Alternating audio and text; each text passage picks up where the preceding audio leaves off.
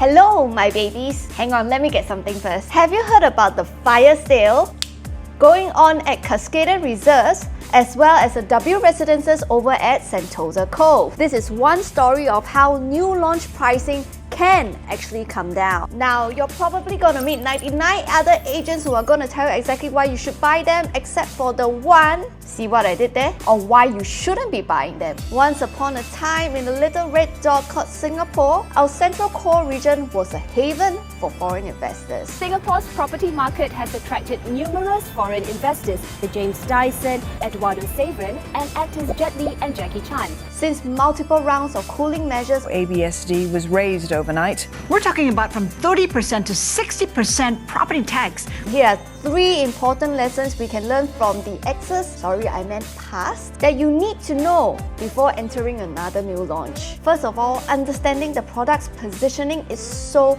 important. And in both cases, the developer's position for these 2 products are just not quite right. We have to ascertain what people truly value in a certain district, such as Cuscaden Reserves, where you're a leasehold in a predominantly freehold environment. Supposedly, if you really have that amount of money, you will also have access to an abundance of resale properties in your consideration. As for Sentosa, it is the ideal place for a staycation, somewhere you'll take time off to go for a day, to the beach, with the family, a wedding, essentially somewhere we want to go to escape the realities of life. But when it does come down to real life, taking the kids to school, having access to your caretakers, being caregivers, or simply going to work or NTUC, this dreamy landscape that we have might end up as a logistical nightmare. Did I also mention the extras you have to pay on Cove charges, your food deliveries, your Grab, and for visitors to visit you? Both of these products are possibly not built for us locals. Here's point number 2.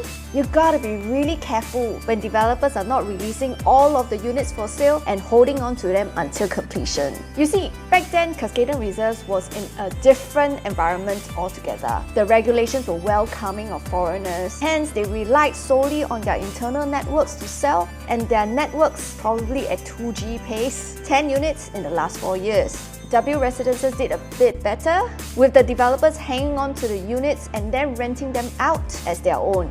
But when the regulation starts to change and when push comes to shove, the developer, always as a collective, is able to influence the market much more than you as a retail owner of one such unit. And as we can see today, when the regulatory environment no longer is in favor of foreign investors, the onset of a discount such as these are very probable. And number 3 same words: location, location, location for the locals. While Cuscaden Reserves and W are in renowned location, in top-end addresses, in luxurious areas, they are indeed desirable but not affordable. This word affordability is our biggest challenge today. And we are not just talking about ourselves. Instead, our family's choices of building our lifestyles around where we work and live. And most importantly, at the price that we can afford. All of which these 2 properties were never going to fulfill from the start. Because remember point number 1, they were not positioned for locals. One of the pressing reasons for the developers at Cuscaden Reserves to be lowering the prices at the moment is possibly because they bought this land at record-breaking prices. This new GLS that has been transacted